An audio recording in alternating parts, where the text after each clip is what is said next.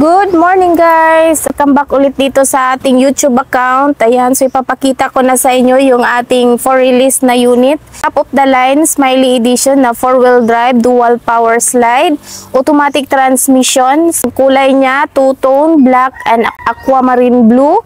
Ito po ay 3-layer headlight. Ayan yung kanyang bumper guys. Meron siya dyang dalawang fog lamp at meron siyang style na may black dito pagka Smiley Edition. Ganito yung kanyang mga bumper.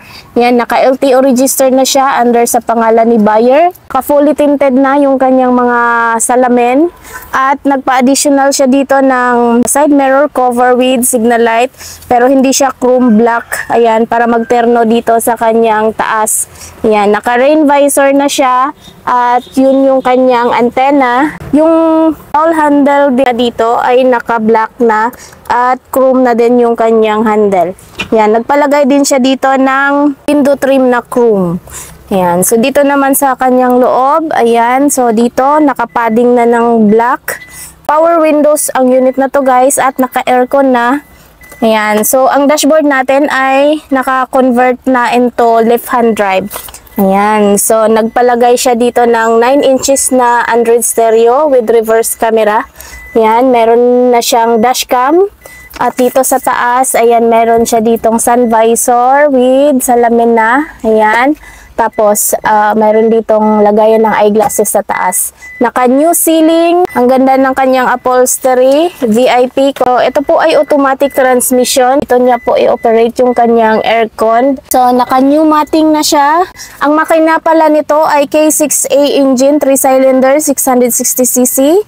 12 valves, 63 horsepower. Ganito yung kanyang second row. Ang ganda. At naka-new matting din. At marirecline yung kanyang mga upuan. Yan. Tapos pwede din niya itong i-fold at ibaba niya dito sa baba kung mayroon siyang ikarga na marami.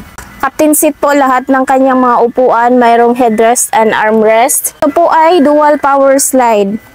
Yan. Lahat po ng sliding door niya ay automatic slide. At meron na ding child lock.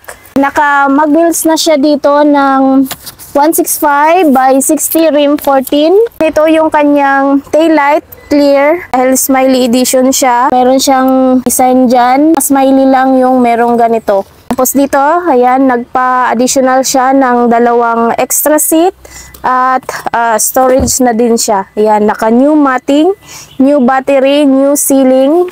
Ayan, meron siyang dalawang camera dito sa likod. Ito yung sa kanyang dashcam. Ito naman sa reverse camera. At meron siyang freebies na plate holder para hindi po mabend yung kanyang plate number. Naka-LTO register na siya under sa pangalan ni buyer. Yan, yung may-ari po nito ay taga Dasmariñas, Cavite. Ayan, maraming salamat po sir sa pag-order niyo po dito sa amin. Pati dito sa kanyang bilang sliding door, power slide din siya.